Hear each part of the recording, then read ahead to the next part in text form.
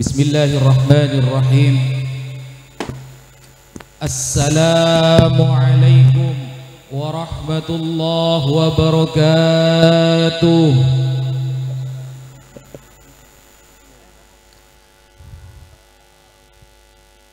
Kurang semangat. Assalamualaikum warahmatullahi wabarakatuh.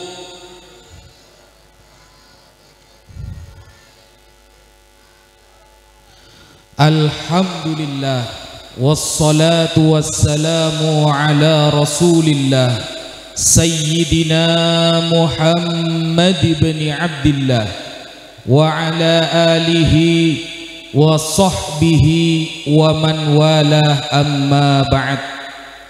Yang al-fakir hormati, al-fakir ta'zimi seluruh para kiai, para ulama, para habaib, wa nakhussu bidzikr al-habib Fikri al-Habsyi khadimu hadzal majlisil mubarak, dan seluruh jami'il muslimin wal muslimat yang sangat kami cintai. Pada malam hari ini, saudara, adalah malam di mana banyak orang-orang merayakan tahun baru. Betul? Pada malam ini, malam di mana kemaksiatan merajalela di mana-mana. Betul? Maka kita berkumpul pada malam ini untuk mengenang Rasulullah sallallahu alaihi wasallam. Kita berkumpul di sini untuk membedakan antara orang-orang yang beriman, antara orang-orang yang benar-benar hatinya rindu kepada Rasulullah sallallahu alaihi wasallam, dengan mereka orang-orang kafir. Hari ini adalah tahun baru yang pertama kali merayakan malam ini adalah salah seorang kafir. Adalah salah seorang kafir. Dan yang pertama kali orang yang merayakan malam tahun baru adalah orang-orang yang jauh dari kata benar. Jadi jika ada orang Islam kemudian malam hari ini mereka ikut merayakan, mereka ikut bersumbangsih, mereka ikut mengagungkan, secara tidak langsung mereka melakukan, meneruskan, bahkan mereka memuliakan kegiatan-kegiatan orang kafir. Tapi jangan dicaci maki, Pak. Tapi jangan dihina, Bu. Mereka tidak tahu. Kalau tidak tahu maka wajib dikasih tahu. Dulu qadiban Nabi al-Madinah, disebutkan di dalam kitab Sahih Bukhari dan Muslim. Qadiman Nabi al-Madinah, suatu saat Nabi datang ke Madinah. Fawajadal yahud yasumuna Asyura. Kemudian Nabi Muhammad bertemu dengan orang-orang Yahudi yang sedang berpuasa Asyura. Nah, ketika Nabi Muhammad bertemu dengan orang Yahudi, Nabi Muhammad bertanya, "Ma hadzal yaum alladzi tasumunahu?" Wahai orang-orang Yahudi, kalian sekarang sedang berpuasa. Puasa apa kalian sekarang? Maka orang Yahudi itu menjawab, "Nashkurullaha ta'ala." Kami bersyukur kepada Allah, kata mereka. Kenapa? Karena di hari ini hadza yaumun azim, hadza yaumun salih. Ini adalah hari yang agung, wahai Muhammad. Ini adalah hari yang baik. Fihi najjallahu fihi Musa wa qaumahu wa aghraqa fir'auna wa junudahu fanahnu nasumuhu syukran lillah. Di hari ini, kata orang Yahudi, Nabi Musa diselamatkan oleh Allah dengan kaumnya. Fir'aun ditenggelamkan oleh Allah dengan bala tentaranya. Maka di hari ini kami berpuasa untuk mengenang Musa diselamatkan oleh Allah. Namanya puasa Asyura. Mendengarkan jawaban itu, apakah Nabi kemudian mengatakan bahwa kegiatan kalian adalah kegiatan buruk? Tidak. Apakah kegiatan kalian tidak bisa ditiru? Tidak. Bahkan Rasulullah sallallahu alaihi wasallam mengatakan fanahnu ahakku bi Musa minkum, maka aku lebih berhak merayakan hari ini daripada kalian. Fasoman Nabi wa amaron nasa bisyamih, maka Nabi pun berpuasa dan menyuruh para sahabat untuk berpuasa. Kesimpulannya bagaimana? Kesimpulannya itu satu, boleh meniru orang-orang kafir, syaratnya ada dua, Pak. Syaratnya ada dua. Boleh kita meniru orang kafir, syaratnya dua. Satu adalah niat. Kalau kita punya niat merayakan bakar-bakaran ayam seumpama, kita membakar ikan niatnya ikut merayakan orang kafir, maka haram. Tetapi ketika niatnya untuk sedekah, niatnya untuk memberi makan orang, maka hukumnya boleh. Tergantung niat. Yang kedua, ayyakuna malmuman fi syar'i. Yang tidak bisa kita tiru ketika yang dilakukan oleh orang kafir itu merupakan perkara yang dilarang di dalam agama Islam. Setuju? Apa yang dilakukan oleh orang kafir itu memang dilarang oleh agama Islam. Contoh pacaran, Pak. Ibu-ibu, bapak-bapak yang punya anak perempuan maupun laki-laki, kalau bisa jangan disuruh keluar atau diperbolehkan keluar ketika malam tahun baru, kecuali jelas dia akan hadir di majelis ilmu, kecuali jelas dia akan bertemu bersilaturahim dengan orang-orang soleh. Kenapa? Karena ketika dia melakukan dan memuliakan dan meramaikan kegiatan orang-orang kafir, berarti secara otomatis dia setuju kepada perayaan tersebut, dan ini diharamkan oleh agama Islam. Apakah dalilnya ada di Al-Quran? Apakah pernah terjadi hal seperti ini di dalam hadis? Ayatnya banyak, Pak. Kita kasih satu contoh. Di dalam surah Al-Furqan ayat ke-72. Ini diingat-ingat, dicatat, karena belum tentu ada kajian seperti ini, Pak. Belum tentu ini diterangkan di pengajian yang lain. Di dalam surah Al-Furqan ayat ke-72 secara tegas Allah Subhanahu wa taala berfirman, A'udzubillahi minasyaitonir rajim, walladzina la yashhaduna az-zura wa idza marru bil-lagwi marru kirama. Tanda-tanda orang yang beriman, tanda-tanda umat Nabi Muhammad yang beneran, tanda orang itu kokoh memegang agama Islam, la yashhaduna az-zura, mereka tidak akan menyaksikan kepalsuan. Apa maksudnya az-zur, kepalsuan dalam ayat ini?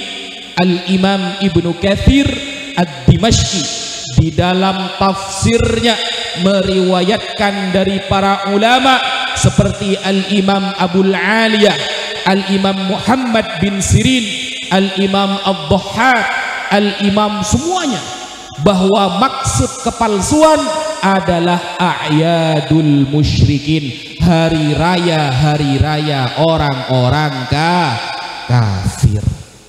tanda orang yang beriman, kata Al-Quran, mereka tidak mau menyaksikan perayaan-perayaan orang-orang kafir.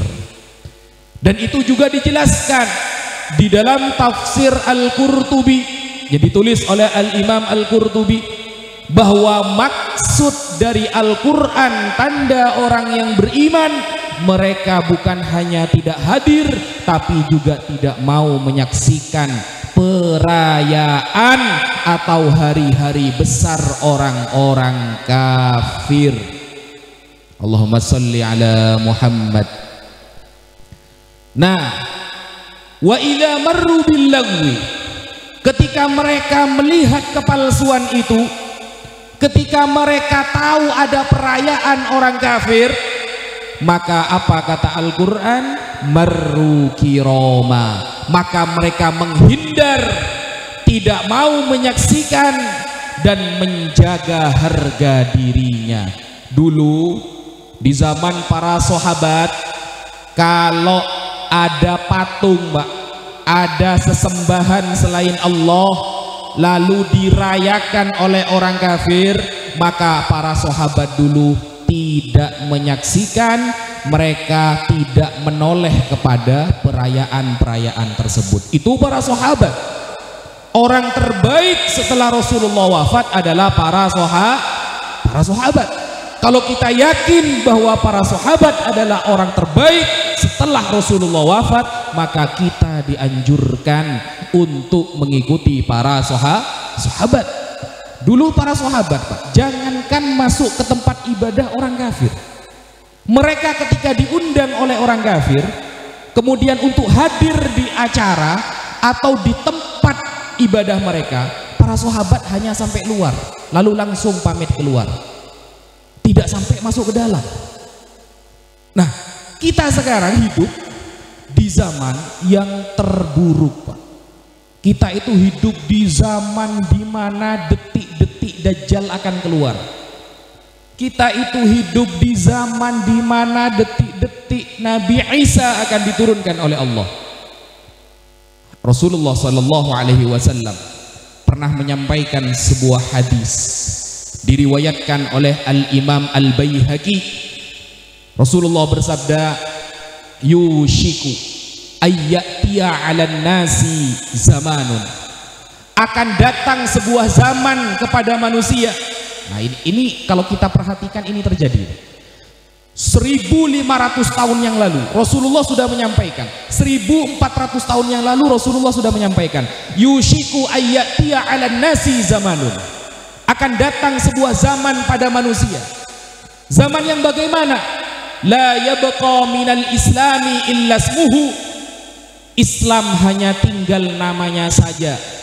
Islam hanya tinggal namanya saja, Pak. Saya kasih contoh. Di Indonesia, tidak usah ke negara lain, di Indonesia ketika ada perempuan akhwat menggunakan cadar seumpama, pakai cadar, itu sudah mulai ada yang berani menghina, Pak. Ini pakaian orang teroris katanya. Ini kan kalau kata bahasa Gus ST kemarin, goblok, Pak. Ya. Kenapa? Semua madhahibul arba'ah itu menganjurkan memang lebih baik pakai cadar. Nggak pakai ya nggak apa-apa, karena hukumnya sunnah. Ada yang mengatakan sekarang pakai cadar itu seperti ninja. Kalau pakai cadar ninja berarti yang nggak pakai kerudung adalah Tarsan, Mbak. Kan seperti itu. Tetapi kenapa di Pantai Kuta Bali tidak ada yang mengkritik sampai detik ini satupun? Di Bali, saudara, tidak ada satupun yang berani mengkritik, mengatakan itu bukan pakaian adat, itu bukan pakaian Indonesia. Tidak ada. Tapi giliran ada seorang muslimah, dia ingin menjaga auratnya dengan menggunakan niqab atau cadar, ternyata diejek. Ada sebagian yang seperti itu. Ada sekarang. Padahal Sayyidah Asma binti Abi Bakar As-Siddiq radhiyallahu anha, Sayyidah Asma mengatakan, kunna nughatti aujuhana minar rijal.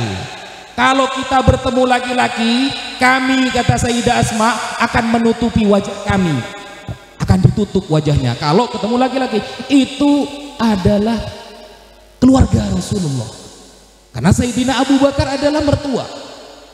Nah, kalau memang Ummul Mukminin, ibunya orang-orang beriman, istri-istri Rasulullah melakukan hal itu, berarti itu yang terbaik, Pak.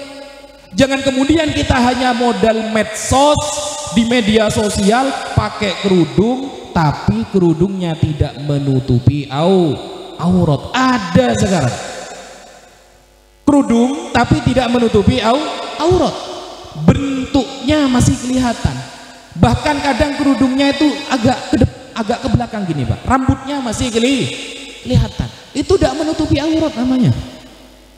Nah, giliran seorang muslimah ini menggunakan cadar, mengikuti sunnah, diejek ninja katanya.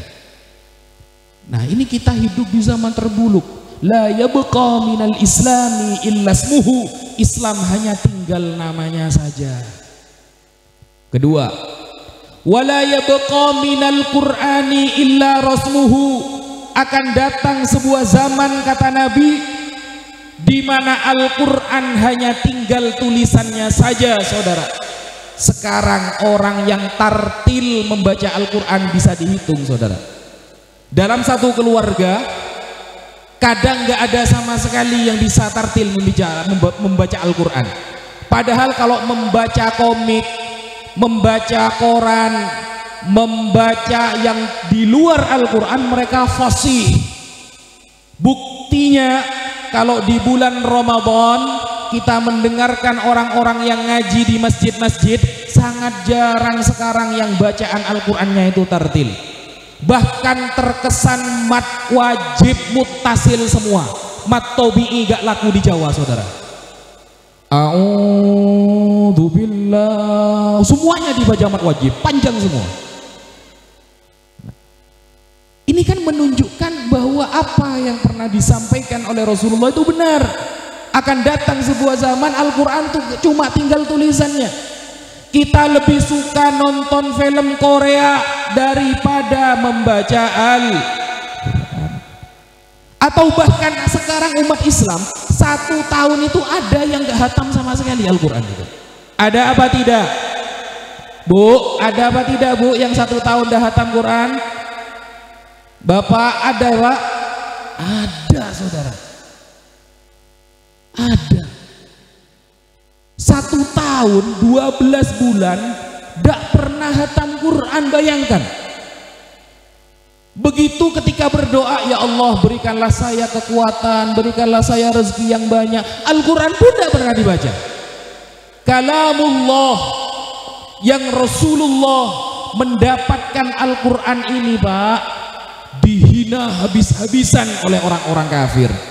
Dikira Al-Quran adalah ciptaan Muhammad, dikira Al-Quran adalah sihir dari Nabi Muhammad. Jarang kita baca. Lebih penting kursus bahasa Inggris daripada kursus tilawatil Al-Quran. Lebih penting belajar matematika. Saya tidak mengatakan pelajaran ini tidak penting, ya, semua pelajaran penting. Tapi bagi umat Islam seharusnya yang lebih dipentingkan adalah bisa membaca dan memaknai Al-Quran. Itu akan datang sebuah zaman, kata Rasulullah, Al-Quran hanya tinggal ayatnya saja, hanya tinggal tulisannya saja, hanya tinggal harokatnya saja. Tapi sedikit dari umat Islam yang senang membaca Al-Quran.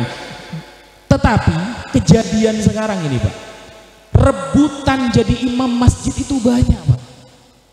Apalagi kalau imam masjidnya digaji, itu rebutan sampai bertengkar, bayangkan. Karena jadi imam digaji, padahal bacaan Fatihahnya salah-salah, Pak. Bacaan Fatihahnya ini termasuk kesalahan yang cukup fatal yang sering dibaca oleh seorang imam. Jadi Al-Fatihah itu ada 7 ayat. Tergantung mau ikut yang mana. Kalau mau mengikuti pendapat bahwa Bismillahirrahmanirrahim termasuk ayat, berarti siratal ladzina sampai waladhdallin ayat ke-7. Tapi kalau mengikuti pendapat Bismillahirrahmanirrahim bukan ayat Fatihah, maka siratal ladzina an'amta alaihim satu ayat, ghairil maghdubi alaihim waladdallin satu ayat. Nah, sekarang ada yang membaca begini, siratal ladzina an'amta alaihim ghairil maghdubi alaihim. Nafas dia, padahal gak ada wakaf di sana.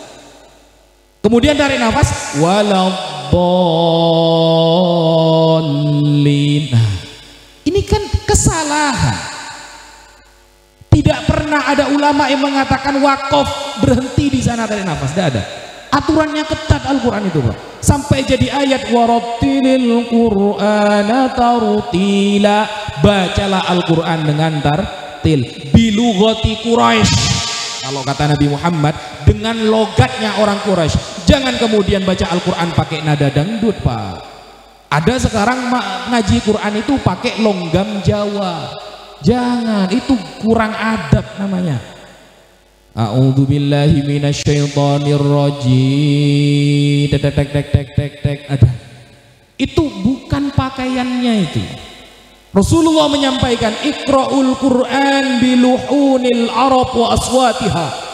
Bacalah Al-Quran dengan nada orang Arab dan suara orang Arab. Wa iyyakum qira'ata ahlil kitabain, kata Rasulullah. Dan janganlah kalian membaca Al-Quran dengan nada-nada para ahli kitab, orang-orang kafir. Ada aturannya Quran itu. Sekarang umur 15 tahun yang belum bisa baca Quran banyak sekarang. Bayangkan, bertahun-tahun menjadi umat Islam tapi baca Al-Quran saja tidak tartil. Ini betul kata Allah.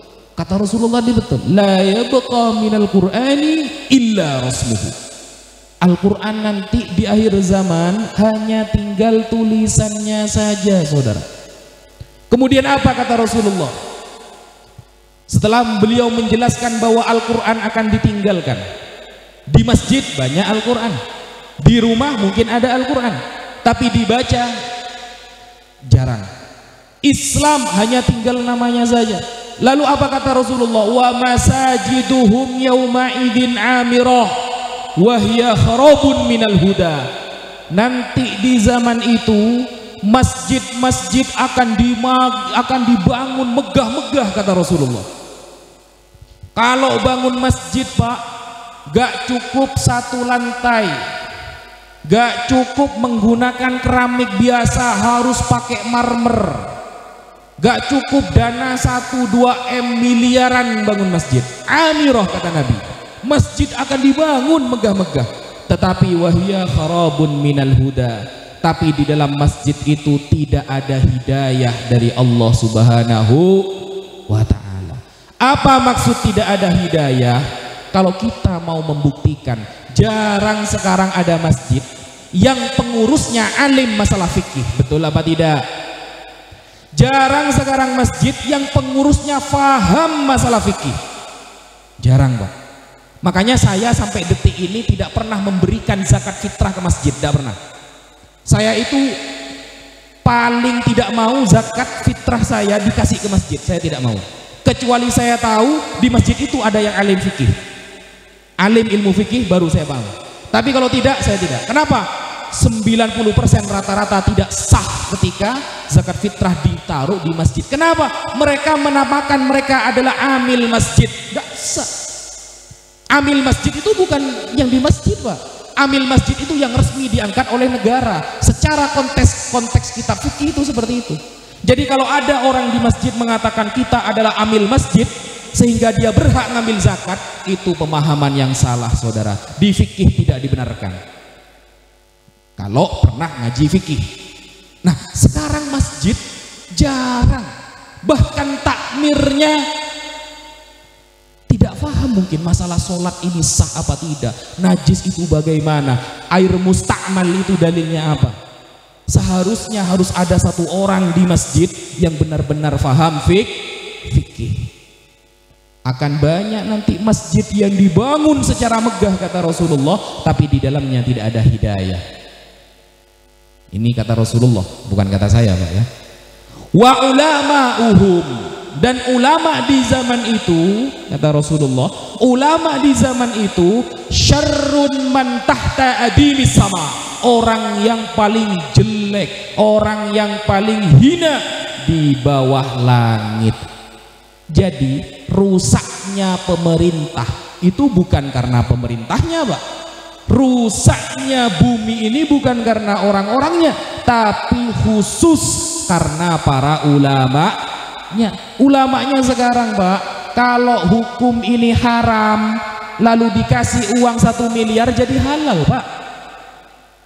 Gara-gara uang dia berani mengubah pendapatnya yang awalnya halal jadi haram, yang awalnya haram jadi halal. Saya kasih contoh, Pak, ya. Dulu saya tuh paling tidak setuju BPJS, Pak. Tahu BPJS? Kenapa saya tidak setuju BPJS? Secara akad fikih itu salah. BPJS ini dihukumi waktu itu ada majelis, ya, kajian fikih, ditandatangani oleh Kiai Ma'ruf Amin, haram. Sebelum beliau jadi wakil presiden, haram. BPJS haram, ditandatangani oleh beliau sendiri. Ketika itu ketua musyawarah fikihnya adalah beliau. Lama-lama jadi halal, Pak. Yang awalnya dalilnya menggunakan puluhan kitab, saya setuju. Setelah jadi haram, kemudian langsung jadi halal hanya pakai ayat 1, Pak. Kita itu harus saling menolong antara orang, katanya. Harus saling menolong antara muslim. Ta'awanu 'alal birri wat taqwa. Ini dalilnya. Waduh. Puluhan kitab para ulama dikalihkan dengan 1 ayat. Bayangkan. Tapi jangan niru saya, ya. Saya sampai sekarang tidak pakai BPJS, Pak. Karena kajian saya pribadi masih belum sah gitu loh.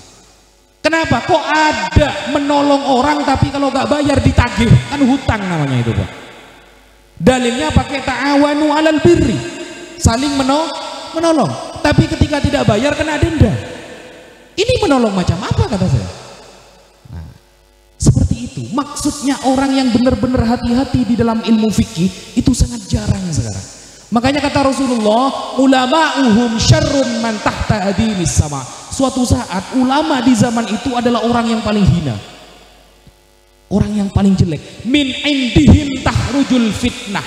Dari ulama-ulama su ini, orang-orang semuanya itu akan terkena fitnah, tengkar sana. Kenapa? Yang satu ulama tengkar dengan ulama yang lain. Akhirnya masyarakat bingung.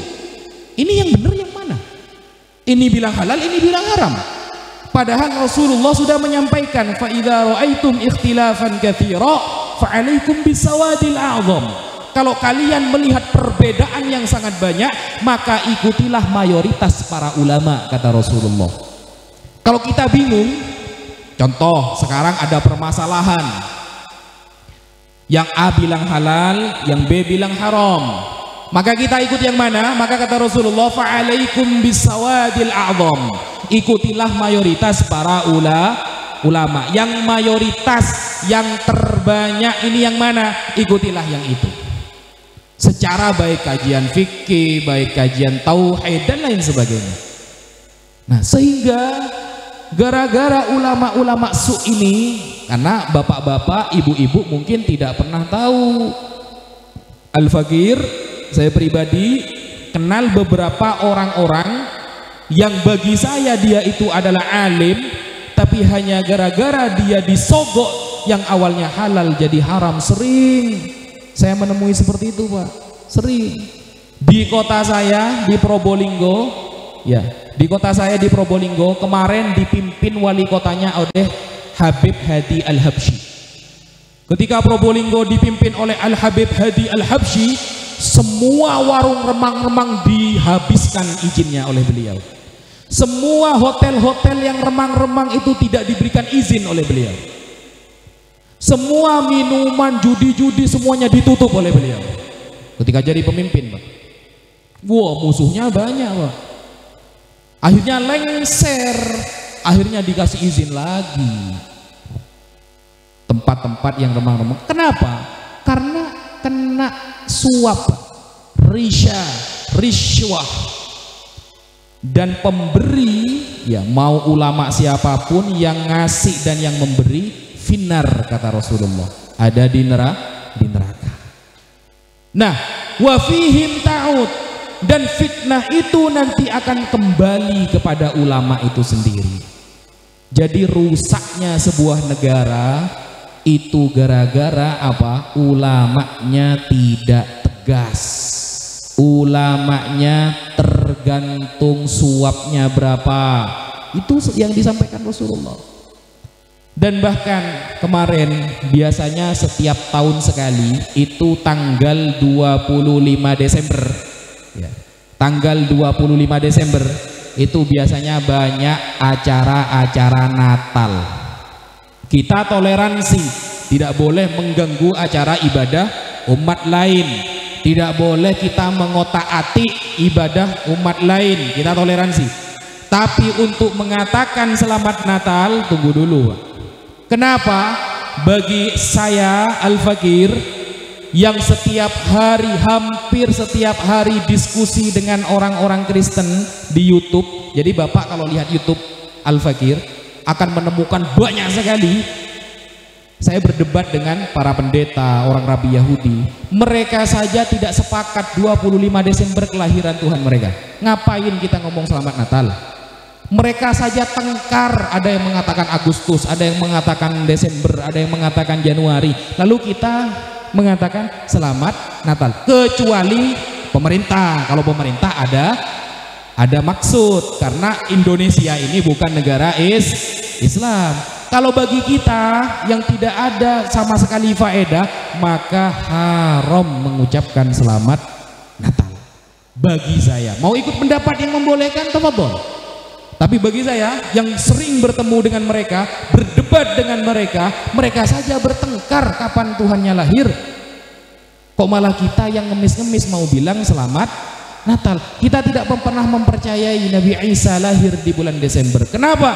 Karena Nabi Isa ketika lahir di bawah pohon kurma, beliau itu lahir ketika musim panas. Sedangkan Desember dari dulu sampai sekarang di daerah Palestina itu musimnya musim dingin. Dan itu tertulis di dalam kitab-kitab mereka, diakui di dalam kitab mereka. Makanya kita toleransi dengan cara tidak mengganggu. Tapi untuk memasukkan kalimat selamat terhadap acara perayaan mereka, maka Al-Quran tadi mengatakan walladzina la yashhaduna zura wa idza marru bil lagwi marru kirama. Orang yang benar-benar beriman, mereka tidak akan pernah menyaksikan kepalsuan. Termasuk kepalsuan adalah perayaan-perayaan yang dilakukan oleh orang-orang kafir. Begitu. Khususnya bapak-bapak, ibu-ibu. Kalau punya rezeki, Bu, kalau punya rezeki, Pak, taruhlah anak kita itu setelah sekolah taruh di pesantren. Andaikan Indonesia tidak ada pesantren, Pak, tidak ada pesantren Sidogiri, tidak ada pesantren Lirboyo, tidak ada pesantren Kediri atau pesantren Kiai Maimun Zubair Al-Anwar Sarang dan pesantren-pesantren yang lain, kiamat Indonesia, Pak. Orang menganggap bencana alam itu secara sains itu adalah perubahan bumi. Tapi bagi kita umat Islam, bencana itu adalah azab dari Allah. Azab dari Allah. Ketika Allah berkehendak mengadab suatu kaum, kapanpun akan terjadi. Kalau kita punya rezeki, taruhlah anak di pesantren. Kenapa? Man taroka waladahu jahilan kana kullu dzambin amilahu alaihi. Barang siapa orang tua yang membiarkan anaknya bodoh dalam agama, ada orang tua tidak memfasilitasi anak dalam hal agama, ada orang tua lihat anaknya keluyuran, tidak pernah hadir di majelis ilmu, dibiarkan saja, maka semua dosa anaknya sampai dia mati juga ditanggung orang tuanya. Itu konsepnya, Pak, di dalam Islam. Ketika ada orang tua membiarkan anaknya tidak pernah dekat dengan ulama, ada orang tua membiarkan anaknya tidak difasilitasi untuk mengaji, tidak memberikan kesempatan anak itu untuk mondok di pesantren kalau ada rezeki, atau ngaji di para ulama terdekat, maka semua dosa anaknya sampai mati juga ditanggung oleh orang tuanya. Maka jangan kaget ketika nanti di hari kiamat orang tua tertulis pernah mencuri, pernah naudzubillah berzina, pernah main judi online, saudara. Padahal orang tua itu tidak pernah melakukan. Ya Allah, kenapa saya tertulis pernah main judi online ya Allah? Ya, kamu tidak melakukan, tapi anakmu melakukan, cucumu melakukan, dan dulu kamu tidak memfasilitasi anakmu untuk belajar agama. Na'udzubillahi min dzalik. Apalagi judi online, Pak. Aduh, sekarang, Pak, ada sampai kabar di Google, saya lihat kabar, ada anak membunuh ibunya gara-gara oleh ibunya dilarang top up judi online, Pak. Gara-gara orang tuanya melarang top up judi online, dibunuh sama anaknya, Pak. Makanya benar kata para ulama, laulal ulama lakanan nasu kal bahaim. Andaikan tidak ada ulama maka umat manusia seperti hewan. Anak sudah berani membunuh orang tua sekarang, saudara. Bayangkan, orang tua yang melahirkan dia, yang membiayai dia, yang hidupnya bergantung kepada orang tua, dibunuh gara-gara tidak berani top up judi online. Judi online. Sekarang judi online berbentuk, ada yang berbentuk aplikasi, ada yang berbentuk permainan, ada judinya, ada yang bentuknya offline langsung main di tempat, ada sekarang itu. Dan itu tersebar di mana-mana. Maka jangan pernah salahkan kalau di akhirat banyak orang tua yang tertulis dosanya judi online, Pak. Kenapa? Karena tidak memfasilitasi anak untuk belajar kepada para ulama. Boleh anak kita belajar sampai S3, boleh anak kita belajar sampai lulus kuliah, tapi pesankan kepada anak kita jangan jauh-jauh dari para ulama. Hatta idza lam yubqi aliman, kata Rasulullah. Kalau sampai para ulama sudah tidak ada di bumi, di daerah Bekasi tidak ada ulama, di daerah Bekasi tidak ada majelis ilmu, maka ittakhadhan nasu ru'usan juhala. Masyarakat akan mengangkat orang-orang bodoh menjadi kiai. Padahal tidak pernah mondok di pesantren dipanggil ustadz. Padahal tidak pernah bisa baca kitab kuning dipanggil kiai. Ditanyakan masalah hukum, fa'aftau bi ghairi ilmin, menjawab tanpa ilmu. Sekarang banyak. Kemarin artis sekarang jadi ustadz, ada apa tidak? Kemarin artis sekarang jadi kiai, ada apa tidak, Bu? Banyak, Bu. Kemarin penyanyi sekarang jadi waliullah, ada apa tidak? Ada sekarang.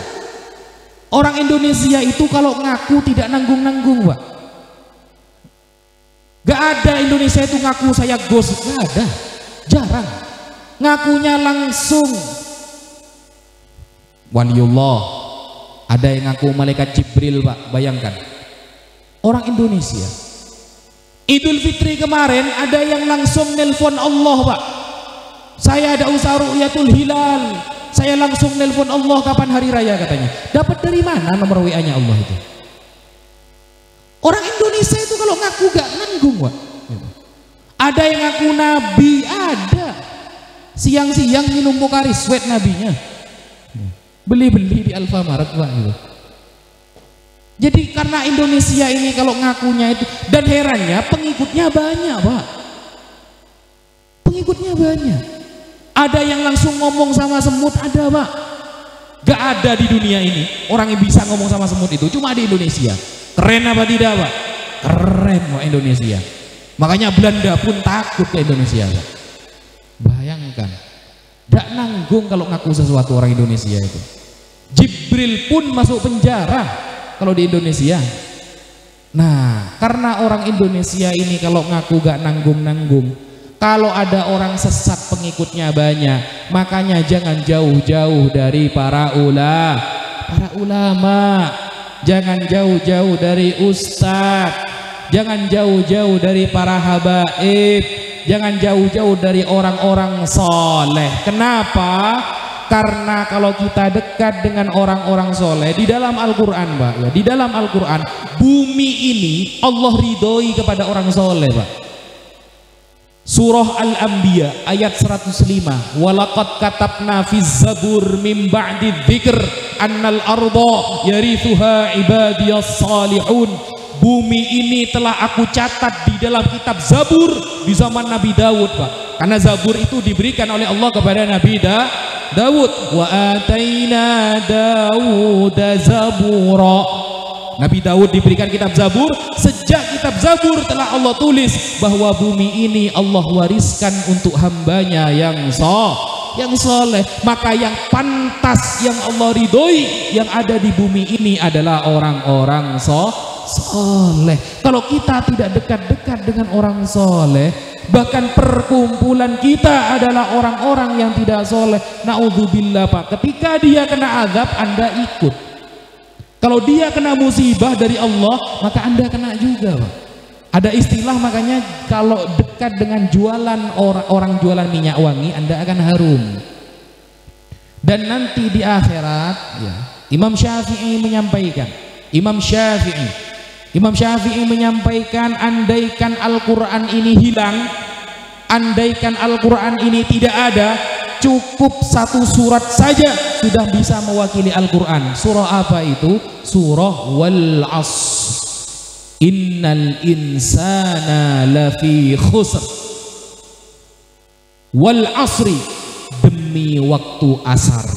Kenapa diperumpamakan bumi ini seperti waktu asar? Karena waktu asar itu waktu hampir tenggelamnya matahari, waktu hampir dimana kegelapan akan menguasai, waktu dimana detik-detik panas sudah akan hampir hilang. Nah, wal asr innal insana lafi khusr, sungguh umat manusia ada dalam kerugian, kata Allah. Sungguh umat manusia ada dalam kerugian, lafi khusr, kecuali orang-orang yang watawasau bil haq watawasau bis sabr. Apa maksudnya watawasau bil haqqi watawasau bis sabr? Saling memberi nasihat yang baik, amar ma'ruf nahi mungkar. Kita enak, Pak. Kita ini umat Nabi Muhammad sallallahu alaihi wasallam. Perbedaan umat Nabi Muhammad dengan umatnya Nabi Musa berbeda, Pak. Makanya di dalam sholat kita membaca iyyaka na'budu wa iyyaka nasta'in. Iyyaka, hanya kepada Engkau ya Allah, na'budu, kami menyembah, wa iyyaka, dan hanya kepada Engkau nasta'in, kami meminta pertolongan. Kenapa kok kepada Allah dulu? Al-Imam Fakhruddin Ar-Razi di dalam tafsirnya Mafatihul Ghaib, ini perbedaan antara umat Musa dan umat Muhammad sallallahu alaihi wasallam. Kalau Nabi Musa, ayatnya di dalam Al-Quran, ulkuru ni'mati, ingatlah kepada nikmatku, untuk Nabi Musa.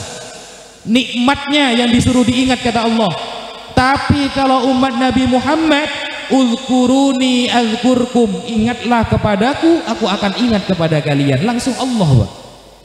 Itu perbedaannya. Kalau umat Nabi Muhammad yang didahulukan Allah yang langsung turun tangan, Pak. Makanya lafal di dalam suratul Fatihah, iyyaka, kepada Allah dulu, baru ibadah. Iyyaka, hanya kepada Engkau ya Allah, na'budu, kami menyembah. Allah dulu, baru ibadah kita. Nah, kalau umatnya Nabi Musa, nikmat dulu, baru kepada Allah. Itu menunjukkan belas kasih Nabi Muhammad, menunjukkan belas kasih Allah kepada umat Nabi Muhammad sallallahu alaihi wasallam. Itu keterangan Al-Imam Fakhruddin Ar-Razi di dalam tafsirnya. Kita, Pak, kalau tidak ada Nabi Muhammad, kalau kita tidak diselamatkan Nabi Muhammad nanti di akhirat, na'udzubillahi min dzalik, tidak ada nabi yang berani mengatakan ana lahas syafa'ah, aku yang berhak mensyafaati nanti di hari kiamat. Tidak ada yang berani, Pak. Tidak ada satupun nabi yang berani mengatakan aku sang pemilik syafaat di hari kiamat, kecuali Nabi Muhammad sallallahu alaihi wasallam. Semua nabi merasakan dipanggil oleh Allah untuk diberikan syariat, atau kalau istilah di kita itu namanya Isra Mi'raj, Pak. Isra Mi'raj itu adalah perjalanan Nabi dipanggil oleh Allah untuk diberikan syariat. Nah, tidak ada seorang Nabi yang Isra Mi'rajnya dikasih kendaraan oleh Allah kecuali Nabi Muhammad sallallahu alaihi wasallam. Nabi Ibrahim ketika dipanggil oleh Allah ke Palestina, jalan Nabi Ibrahim berhari-hari datang ke Palestina. Qala inni dhahibun ila rabbi sayahdin. Aku menuju Tuhanku yang akan memberi aku petunjuk. Berhari-hari. Nabi Musa ketika Allah panggil untuk mendapatkan kitab Taurat, apa kata Nabi Musa? Perjalanannya jauh, Pak. Ke Gunung Tursina sampai Nabi Musa mengatakan, Rabbi arini anzur ilaik. Ya Allah, berikan aku kesempatan bisa melihat Engkau ya Allah. Jauh perjalanannya. Tetapi ketika Nabi Muhammad sallallahu alaihi wasallam yang dipanggil oleh Allah, diberikan kendaraan oleh Allah, namanya hewan burraq. Tempatnya terbaik ada di Sidratul Muntaha. Subhanalladzi asra bi 'abdihi lailan minal masjidil harami ilal masjidil aqsal ladzi barakna haulahu linuriyahu min ayatina. Dikasih kendaraan. Tidak ada sosok Nabi yang berani mengatakan ana awwalul muslimin kecuali Nabi Muhammad sallallahu alaihi wasallam. Ana, kata Nabi Muhammad, awwalul muslimin, orang pertama kali yang berserah diri kepada Allah. Sebelum Nabi Adam diciptakan, Nabi Muhammad telah menjadi nabi, Pak. Kuntu nabiyan, aku telah menjadi nabi, kata Nabi Muhammad. Wa Adam lamun jadilun fitinihi. Nabi Adam belum selesai diciptakan, aku sudah tertulis menjadi nabi terakhir, kata Nabi Muhammad sallallahu alaihi wasallam. Bayangkan. Dan tidak ada seorang nabi yang berani mengandalkan keturunannya kecuali hanya Nabi Muhammad sallallahu alaihi wasallam. Nabi Yusuf. Kalau pernah baca surah Yusuf, pasti bertemu dengan ayat begini. Wa kadzalika yajtabika rabbuka wa yu'allimuka min ta'wilil ahadits. Nabi Yusuf yang didahulukan ilmu dulu. Wa kadzalika yajtabika, maka begitu pula kami jadikan kamu seorang nabi. Yajtabika rabbuka wa yu'allimuka, dan Allah mengajari kamu. Suruh belajar dulu Nabi Yusuf, Pak. Setelah ilmu baru Nabi Yusuf dikaitkan dengan keluarganya. Kama atammaha ala abawaika Ibrahim wa Ishaq. Baru keluarganya yang dibawa. Tapi Nabi Muhammad sallallahu alaihi wasallam secara tegas mengatakan, kullu sababin wa nasabin munqati'un yaumal qiyamah illa sababi wa nasabi, kata Rasulullah. Tidak ada sebab, tidak ada nasab, semuanya akan terputus di hari kiamat kecuali sebab dari aku atau nasab dari aku, kata Rasulullah sallallahu alaihi wasallam. Sebab dari Rasulullah seperti para ulama, orang-orang yang mati syahid, orang-orang yang dicintai oleh Rasulullah, mereka tak akan terputus dari Rasulullah nanti di hari kiamat. Mereka akan mendapatkan syafaat dari Rasulullah sallallahu alaihi wasallam. Wa nasabi, kata Rasulullah, dan nasabku. Semua nasabnya orang semuanya bingung nanti di hari kiamat. Anak tidak mengakui ayahnya, begitu juga terbalik. Ayah tidak mengakui anak, tapi nasabku tidak akan terputus nanti di hari kiamat, kata Rasulullah sallallahu alaihi wasallam. Dan ditegaskan di dalam Al-Qur'an, innama yuridullahu liyulhiba ankumur rijsa ahlal baiti wa yutahhirakum tathira. Sayyidah Fatimah, Sayyidah Husain, Sayyid Husain dan Sayyid Hasan dan Sayyidina Ali dijamin di Al-Qur'an, Pak. Ahlul kisah, Ahlul bait Nabi dijamin dibersihkan oleh Allah sebersih-bersihnya. Tidak ada Nabi yang dikasih nikmat seperti itu oleh Allah kecuali Nabi Muhammad sallallahu alaihi wasallam. Begitu. Jadi Nabi kita ini Nabi paling keren, Pak. Nabi yang jarang kita baca sholawat kepada dia, tapi dia selalu ingat kepada kita, betul? Nabi yang selalu ingat kepada umatnya sampai wafat pun bukan keluarga yang diingat, tapi ummati, kata Rasulullah. Umatku gimana nanti ya Allah? Makanya Nabi tersenyum ketika mendengarkan malaikat Jibril mengatakan di telinga beliau bahwa semua umatmu masuk surga, wahai Muhammad. Semua umatmu dijamin surga oleh Allah wahai Muhammad selama beriman kepadamu. Maka umatmu wahai Muhammad memiliki kesempatan masuk surga. Nabi Muhammad tersenyum, Pak. Kenapa? Umatnya yang diingat, Pak. Kita sebagai umatnya yang diingat apa? Bal-balan, Pak, bola, Pak. Sampai rela lihat Real Madrid sama Barcelona jam 2 sampai tidak sholat subuh kadang, Pak. Betul? Ada permainan sepak bola jamnya hampir subuh, rela kita nunggu itu, Pak.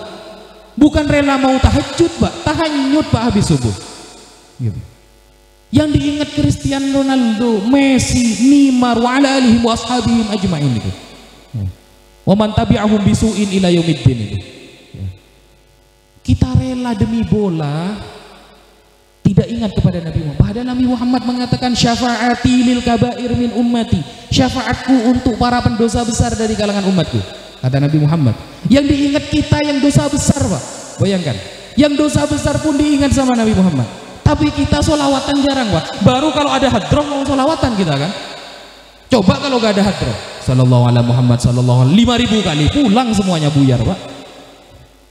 Jangankan sholawatan, sholat saja, sholat taraweh lama dikit besok gak sholat lagi itu, Pak.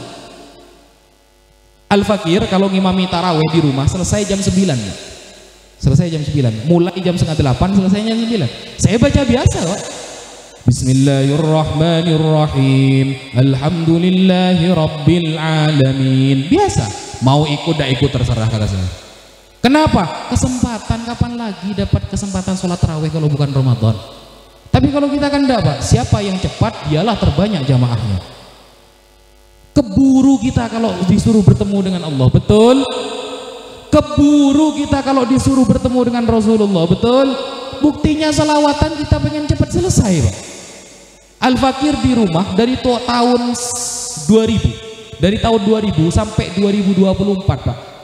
Di rumah itu ada sholawat nariyah, membacanya 4.444 kali. Allahumma sholli sholatan kamilatan wa sallim salaman taman ala sayyidina Muhammadil ladzi tanhallu bihil uqad. Dari dulu sampai sekarang yang ikut tetap, Pak, 30 orang. Gak nambah, Pak. La yamutu wa la yahya, gak bermutu, banyak biaya. Tapi kalau ada hadroh sampai bawa bendera ya. Jangan-jangan gak ikhlas sholawat kita. Kalau ada hadroh saja kita sholawat, kan seperti itu. Nah, sedangkan Rasulullah bukan hanya ikhlas, Pak, seluruh hidupnya yang diingat umatnya. Tapi kenapa ketika tahun baru bukan malah hadir di majelis ilmu, bukan malah hadir di majelis sholawat, bukan hadir di majelis para ulama, malah bakar-bakar ikan merayakan memuliakan tahun-tahun orang kafir. Kalau artis Korea orang Bekasi hafal, Pak. Tapi coba kita tes istri Nabi siapa saja namanya, paling sedikit yang hafal. Istri Nabi siapa saja, pamannya siapa saja, putranya siapa saja. Tapi kita mengaku cinta kepada Rasulullah Sallallahu Alaihi Wasallam. Padahal kata Rasulullah, cinta, apa cinta itu, Pak? Kata Rasulullah, hubbuka li syai'i yu'mi wa yusim. Kalau kamu jatuh cinta, kata Nabi ya, kalau kamu jatuh cinta, kamu akan buta dan tuli. Kamu tidak akan pernah mendengarkan apapun. Jadi kalau ada orang ngomongnya cinta tapi tidak tahu kepada istri Rasulullah, itu bohong, Pak. Ada orang mengaku cinta, nama anak-anak Rasulullah saja tidak tahu. Mengaku cinta kepada Rasulullah, datang ke majelis sholawat saja malas. Itu bukan cinta, Pak. Bukan cinta namanya. Fil lisan berarti cintanya, hanya di mulut saja. Kalau ulama dulu, Pak, ya, ini saya ceritakan, ini perbedaan orang zaman sekarang dan orang zaman dulu. Imam Abu Hanifah. Tahu Imam Hanafi, Pak? Bu, tahu Imam Hanafi, Bu? Tahu Imam Hanafi, Bu? Nggak ada yang tahu, ya, sama, saya juga. Imam Hanafi suatu saat diceritakan ketika Imam Fakhruddin Ar-Razi menafsirkan ayat Maliki Yaumiddin, bahwa nanti di hari kiamat yang menjadi raja adalah Allah, yang akan menjadi hakim adalah Allah. Ketika Imam Fakhruddin Ar-Razi dalam tafsir Mafatihul Ghaib menerangkan ayat ini, beliau meriwayatkan kisah tentang Imam Abu Hanifah. Imam Abu Hanifah suatu saat uang beliau dipinjam oleh orang Majusi. Ada orang Majusi pinjam uang ke Imam Abu Hanifah. Nah, suatu saat Imam Abu Hanifah gak punya uang. Akhirnya datang ke rumahnya orang si Majusi untuk menagih hutang. Kalau zaman sekarang, Pak, ya, yang ditagih lebih keras daripada yang menagih, Pak. Betul? Yang punya hutang lebih galak daripada yang menghutangi sekarang, Pak. Nah, dulu Imam Hanafi ketika mau menagih kepada orang Majusi yang pinjam uang kepada beliau, tidak sengaja, bayangkan, ini Imam Hanafi, tidak sengaja, Pak, sandal sepatu beliau terkena najis sedikit. Yang najis itu kena ke rumahnya si orang Majusi. Bayangkan, hanya terkena najis sedikit, yang najis itu sampai kena ke temboknya rumahnya orang Majusi. Fatahayyaro, Imam Abu Hanifah pusing. Bagaimana ini? Kalau saya bersihkan najis ini, nanti debu-debu yang ada di atas ini pada turun. Ini zalim saya. Bayangkan, seperti itu Imam Hanafi. Ketika orang Majusi keluar, apa kata orang Majusi? Wahai Imam Hanafi, saya belum punya uang, beri saya kesempatan lagi. Maka apa kata Imam Hanafi? Oh sudah, cukup, saya ikhlaskan. Yang penting saya minta maaf kepada Anda karena gara-gara saya ada satu najis nempel di tembok Anda, kata. Saya minta ridho karena ada satu najis nempel di rumahnya. Imam Hanafi mendengarkan jawaban itu, langsung si Majusi mengatakan asyhadu alla ilaha illallah wa anna muhammadar rasulullah. Itu orang dulu. Orang dulu itu kalau tahu sunnah dilakukan. Orang sekarang tahu itu sunnah justru gak dilakukan. Oh cuma sunnah, kan seperti itu. Kita kalau sholat ruku, ya, ruku ketika sholat itu membaca subhana rabbiyal azim. Ruku itu ketika sholat membaca subhana rabbiyal azim 3 kali, Pak. Minimal 3 kali. Nyampe ke Indonesia dipotong lagi, Pak, didiskon jadi 1 kali. Kalau sholatnya males gak dibaca sama sekali karena sunnah. Nah itulah kalau kita perhitungan sama Allah, jangan harap Allah nanti ngasih syafaat nanti di hari kiamat. Allah juga maha perhitungan. Kita kalau bawa uang 20.000 mau beli sepeda motor, ya dapat spionnya saja, Pak.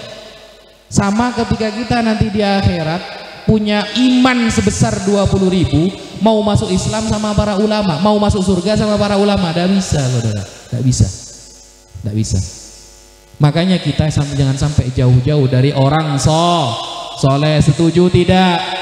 Jangan jauh-jauh dari orang soleh. Setuju tidak? Setuju. Kalau udah setuju tidak apa-apa, Pak.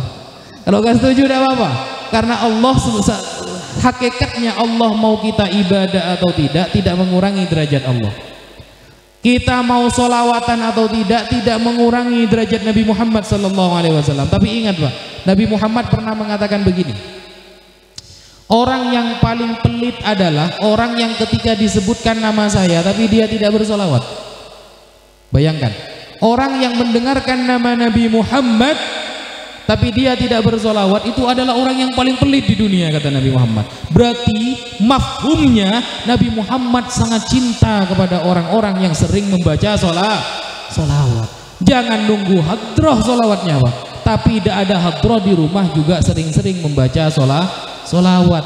Man sholla alayya mi'ata marrah, barang siapa membaca solawat kepadaku 100 kali, kata Rasulullah, maka qadallahu lahu mi'ata hajah, maka Allah akan mengabulkan 100 permintaannya, 100 hajatnya akan dikabulkan oleh Allah. Sab'ina, yang 70 Allah nanti kumpulkan di akhirat, wa 30, dan 30 Allah akan berikan di dunia. Itu kata Rasulullah sallallahu alaihi wasallam, wa man shalla alayya min ba'idin u'limtuhu, orang yang membaca solawat kepadaku, kata Rasulullah, dari jarak yang sangat jauh, maka aku akan diberitahu solawat itu. Jadi jangan pernah heran kalau selama kita membaca sholawat, Rasulullah pasti dengar sholawat kita, Rasulullah pasti tahu kepada sholawat kita. Kenapa? Karena beliau sendiri yang mengatakan, orang yang membaca sholawat kepada saya dari jarak yang sangat jauh, maka aku akan diberikan tahu sholawatnya. Wa man shalla alayya inda qabri sami'tuhu, orang yang membaca sholawat kepadaku di samping kuburanku, kata Rasulullah, aku pasti mendengarnya. Rasulullah tidak mati, Pak. Yang mati itu, yang rusak cuma jasadnya. Jauh sebelum Rasulullah dilahirkan, jauh sebelum Rasulullah dijadikan seorang Rasul oleh Allah di umur 40 tahun, Nabi Adam itu sudah bertawassul kepada Rasulullah Sallallahu Alaihi Wasallam. Ketika Nabi Adam melakukan kesalahan, Pak, memakan buah khuldi, beliau bertawassul meminta maaf kepada Allah melalui menyebut nama Nabi Muhammad sallallahu alaihi wasallam. Hadis ini banyak dikuatkan oleh para ulama. Ada yang mengatakan hadis ini tidak sahih, ada yang mengatakan hadis ini dhaif. Tapi setelah saya cek sanadnya, ternyata banyak syahid dan mutabi, banyak penguat dari hadis ini. Ketika Nabi Adam mengatakan, ya Allah bihaqqi Muhammad lima ghafartali, ya Allah dengan ketinggian derajat Muhammad ampuni aku ya Allah. Maka Allah mengatakan, kamu kok bisa tahu kepada Muhammad wahai Adam? Walam akhluqhu, aku padahal belum menciptakannya, padahal Muhammad belum aku ciptakan, tapi kau tahu kepada Muhammad. Maka apa kata Nabi Adam? Fa inni ra'aitu ala qawaimil arsy maktuban la ilaha illallah Muhammadur Rasulullah. Ya Allah, aku melihat di tiang-tiang arsy semuanya tertulis la ilaha illallah Muhammadur Rasulullah. Maka aku yakin, kata Nabi Adam, tidaklah sebuah nama disandingkan dengan namamu kecuali nama itu pasti spesial bagimu ya Allah. Maka aku meminta ampun kepadamu dengan menyebut nama Muhammad. Diampuni oleh Allah, Pak. Kekhilafan Nabi Adam diampuni, padahal Nabi Muhammad belum diciptakan. Sampai mati pun, saudara, Nabi Muhammad sudah wafat, ada di kuburan. Suatu saat sahabat, tidak ada hujan di Arab, tidak ada hujan 2 tahun di Arab, Pak. Kemudian ada sahabat datang ke makam Nabi, ya Rasulullah inna ummatakum qad halak, ya Rasulullah umatmu rusak ya Rasulullah, 2 tahun Allah tidak turunkan hujan di Arab. Padahal Nabi Muhammad sudah ada di kuburan, Pak. Sahabat datang ke makam Nabi Muhammad, langsung besoknya turun hujan, Pak. Allahumma salli ala Muhammad. Sudah wafat pun Nabi Muhammad masih bermanfaat kepada umat Islam. Jadi kita yang ada di sini, yang pertama, semoga barokahnya kita berkumpul di sini mengenang Nabi Muhammad, urusan dunia kita diselesaikan oleh Allah, hutang-hutang kita dilunaskan oleh Allah, semua hajat kita dikabulkan oleh Allah, dan nanti di akhirat semoga kita semua dibanggakan oleh Rasulullah sallallahu alaihi wasallam, mendapatkan syafaat Rasulullah sallallahu alaihi wasallam. Dosa-dosa kita banyak, semoga dengan dosa itu Rasulullah mau mensyafaati kita. Kita yang sering lalai sholatnya, sering lalai sholawatnya, sering lalai sedekahnya, sering lalai tidak belajar ilmu, semoga diampuni oleh Allah melalui wasilah Rasulullah sallallahu alaihi wasallam. Mungkin itu yang bisa Al-Fakir sampaikan. Jangan sampai kumpulan seperti ini kemudian ketika kita pulang tidak menambah ibadah kita, Pak. Jangan sampai kumpulan yang bermanfaat ini biayanya tidak sedikit. Ngadakan kumpulan seperti ini biayanya besar. Kalau tidak ada efek sama sekali, Pak. Pulang bukannya setelah sholat baca sholawat tapi langsung main HP, seumpama. Biasanya setelah sholat langsung main HP kemudian jenengan sholawat, itu berarti ada manfaatnya berarti. Dan kata Nabi Muhammad terakhir, hadis terakhir yang akan saya sampaikan, ciri-ciri orang yang hatinya lembut ada 2 kata Nabi. Dulu syaka rajulun ilan nabi qaswata qalbihi, ada seorang sahabat datang kepada Nabi mengadu kepada Nabi hatinya keras. Ya Rasulullah, hati saya ini keras ya Rasulullah. Saya itu kalau mendengarkan ceramah masuk kuping kiri keluar kuping kanan. Saya itu kalau dinasihati marah ya Rasulullah. hati saya keras, maka apa obatnya agar hati saya tidak keras ya Rasulullah? Dua, kata Rasulullah. Ada dua obat agar hati kita tidak keras. Satu, at'imil miskin, kata Rasulullah, yang senang bersedekah kepada orang fakir miskin, yang senang bersedekah, ngasih makan, ngasih uang, ngasih sedekah kepada fakir miskin. Satu, agar hati kita lembut. Dua, apa kata Rasulullah? Wamsah ra'sal yatim, berbuat baik kepada anak yatim. Kalau kita ingin dilembutkan hatinya oleh Allah, lakukan dua ini. Ini dari Rasulullah langsung ini, Pak. Satu, yang senang bersedekah kepada fakir miskin. Dua, yang senang berbuat baik kepada anak yatim. Mungkin itu yang bisa Al-Fakir sampaikan. Kurang lebihnya mohon maaf. Lau sami'tum min kalami al-khata' wan nisyan wa ma ashbaha dzalika aqulu lakum afwan katsira. Wassalamu alaikum warahmatullahi wabarakatuh.